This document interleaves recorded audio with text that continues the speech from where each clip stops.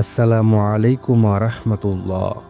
প্রিয় দর্শক, আজ আমরা এমন এক নিয়ামত নিয়ে কথা বলবো যা আপনার হাতে আছে কিন্তু আপনি বোঝেন না, যা আপনি হারাচ্ছেন প্রতিদিন অথচ হিসাব রাখছেন না।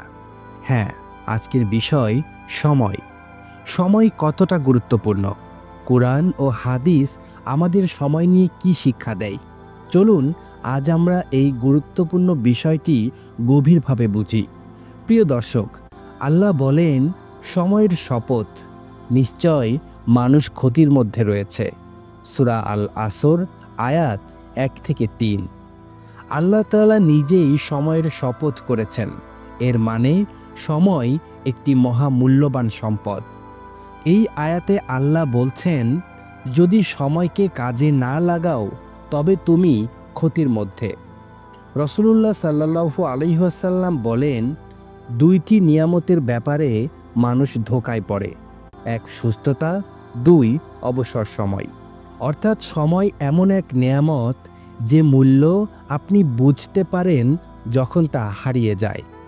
আপনি কত টাকা উপার্জন করলেন সেটা বড় নয়, আপনি সময় কোথায় ব্যয় করলেন সেটাই বড় হিসাব।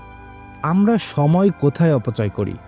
ঘন্টার পর ঘন্টা মোবাইল স্ক্রল, গল্প, গীবত, হাসাহাসি, অলসতা, ঘুম, ফজরের পর ঘুমিয়ে যাওয়া, আজ না কাল করব বলে দেরি করা। এগুলোই আমাদের বরকতের দরজা বন্ধ করে দেয়। আল্লাহ বলেন, তোমরা জিজ্ঞাসিত হবে সময় ও জীবন ব্যবহারের হিসাবে। সময়কে ভাগ করুন সালাত দিয়ে। নামাজ সময় মতো পড়লে আপনি দিনে 5 বার আল্লাহর কাছে ফিরে আসেন। আল্লাহ বলেন, নামাজ মুমিনদের জন্য নির্দিষ্ট সময়ে ফরজ করা হয়েছে। সূরা নিসা আয়াত 103। সময় দিন কোরআন ও জিকরে। দৈনিক 5 থেকে 10 মিনিট হলেও কোরআন পড়ুন। দুঃখের সময় আল্লাহর কাছে দোয়া করুন। আনন্দের সময় আলহামদুলিল্লাহ বলুন। সময় দিন আপনার আত্মার পরিচর্যায়। ইলম শিখুন, ইসলামিক লেকচার শুনুন, দান, দোয়া, ইস্তিগফার করুন। আল্লাহ বলেন, তুমি কি মনে করো তুমি এমনি এমনি সৃষ্টি হয়েছ?